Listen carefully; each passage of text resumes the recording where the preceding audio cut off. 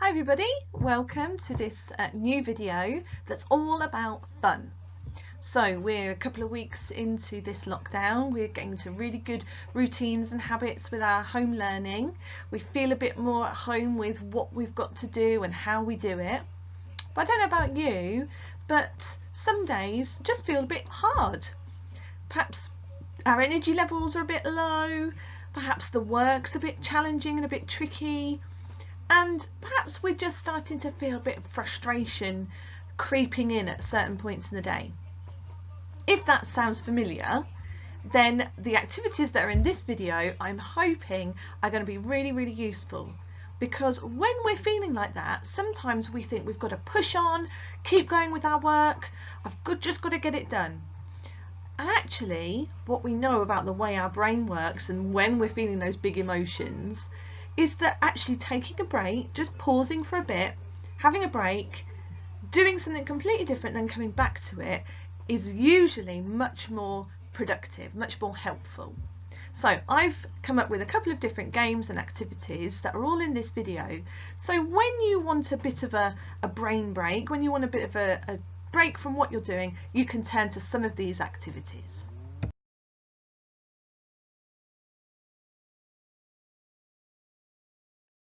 So the first game that we're going to play is a scavenger hunt. Now you don't need to really do anything to prepare for this game.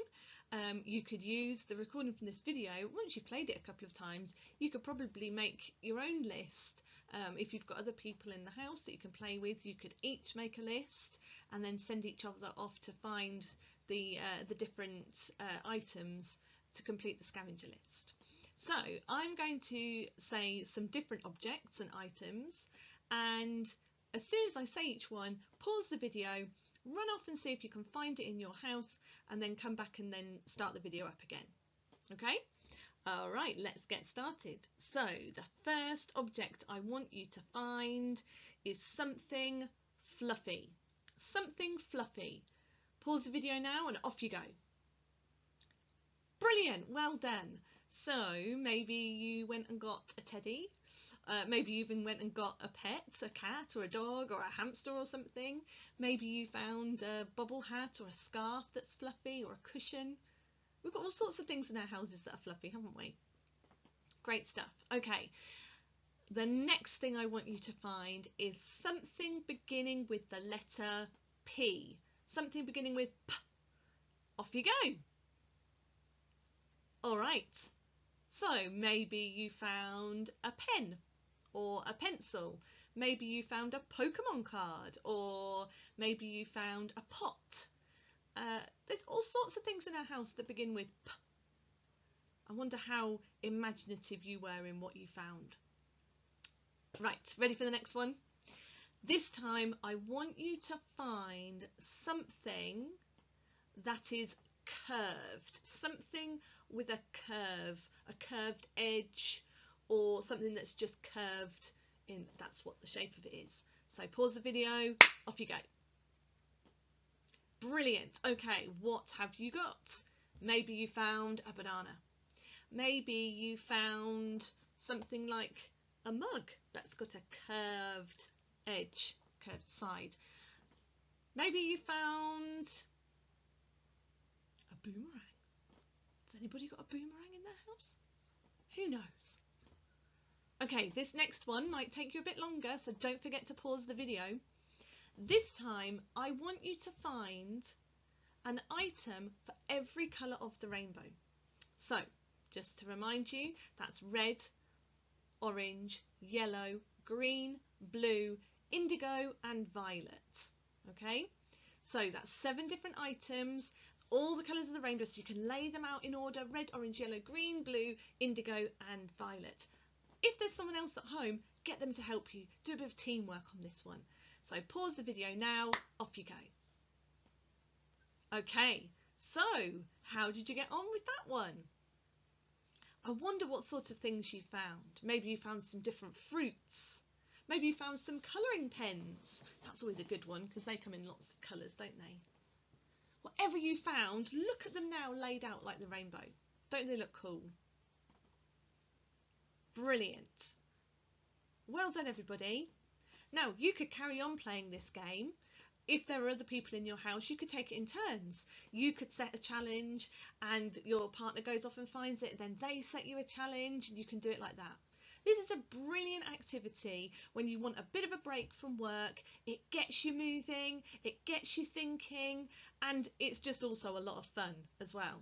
Now, don't forget to put all the items back at the end of the game. We don't want to leave them out, leave them lying around. You could change up this game. You could do it when you're on a walk. Maybe before you go for the walk, you could make a list of things you want to find. You could do the rainbow scavenger hunt when you're out for your walk. Slightly different in winter time than it is in the spring or the summer, but if you look really carefully, you can still see lots of things on your walk that are all those different colours.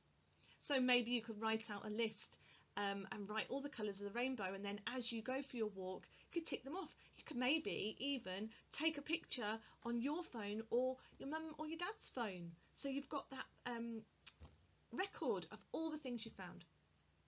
If you wanted to do a scavenger hunt outside, you could maybe set yourself a challenge of finding all sorts of natural things. So I'll put up a list on the next page of some sort of ideas that you could do if you wanted to do a nature scavenger hunt, or if you wanted to do like a rainbow scavenger hunt. So here are some examples of some scavenger hunt lists that you could use when you're outside on a walk, in the garden, and there's one for the rainbow treasure hunt as well. Now you can find these quite easily by looking on Google, or if you wanted to, you could pause the video right now and take a picture on your phone so you've got them with you when you go out for a walk.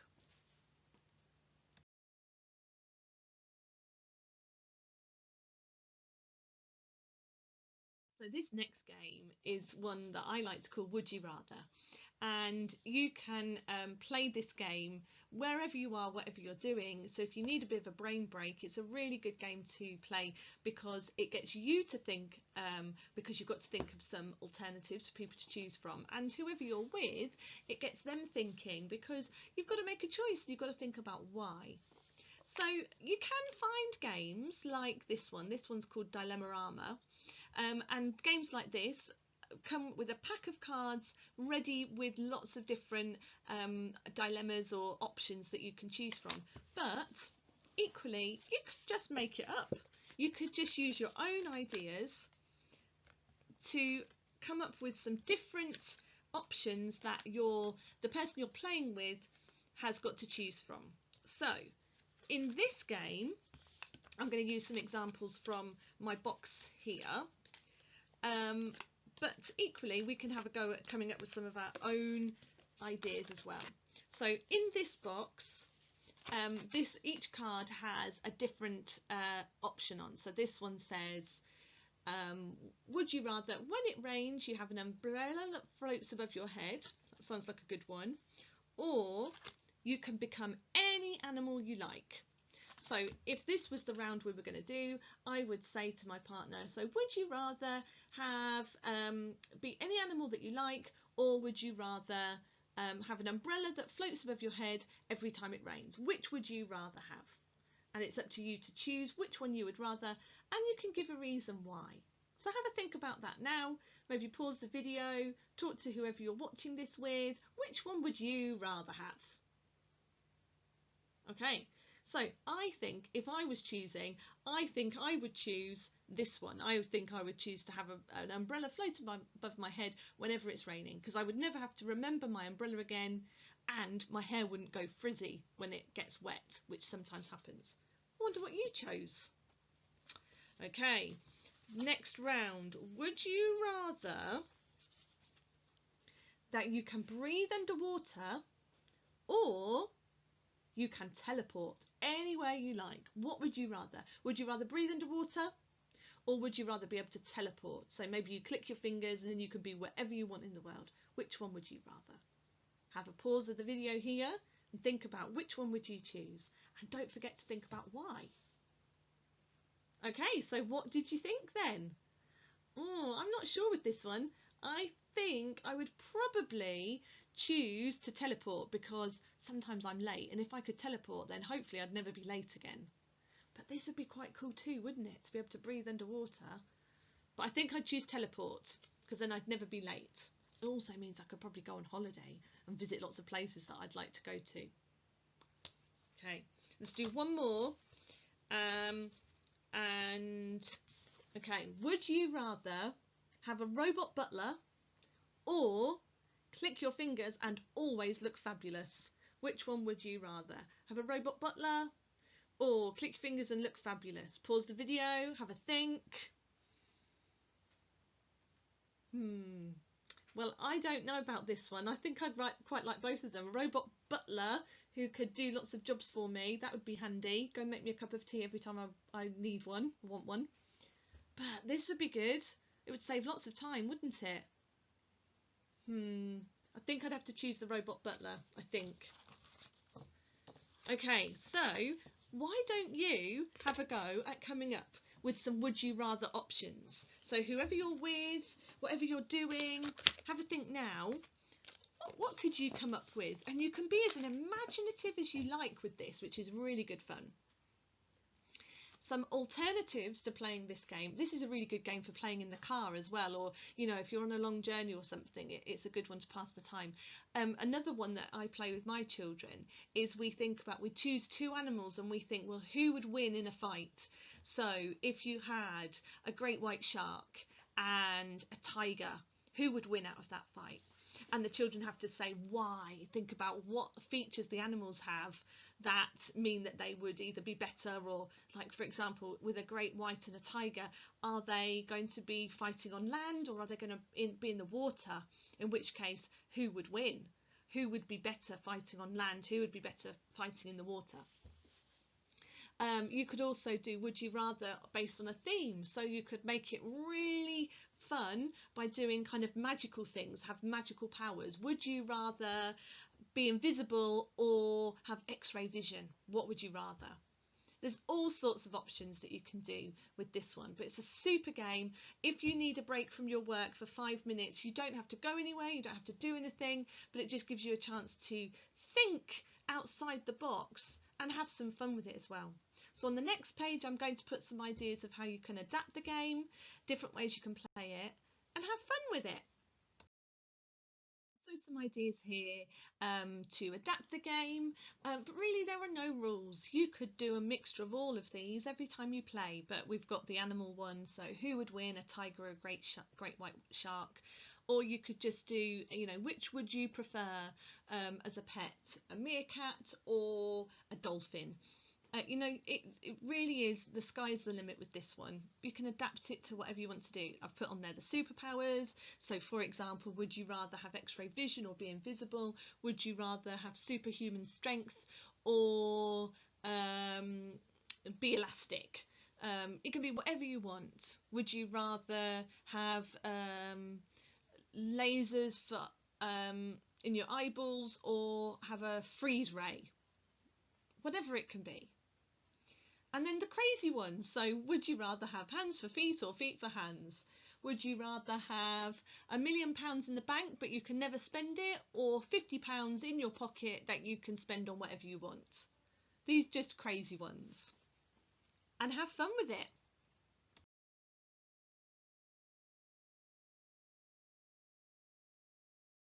So the next game I'm going to share with you is 20 questions. This is one that is used up and down the country in classrooms. It's a great one to get children to actually think quite critically, because you can only ask questions with yes or no as the answer. You've got to work things out, deduce from what you've already asked and what the answer was, what else could you ask. You can stick to doing famous people or famous places or animals, or you could have a mixture of all sorts of things, if depending on what you decide as the rules are. So for example, I would start, but depending on the age of the child as well, but you could start by saying, this is a famous person, and one of the best questions to start that with is this person alive?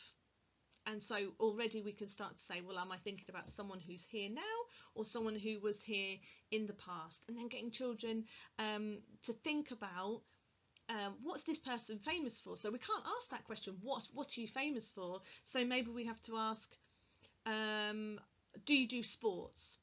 Or are you on TV? Are you a movie star? Are you a singer?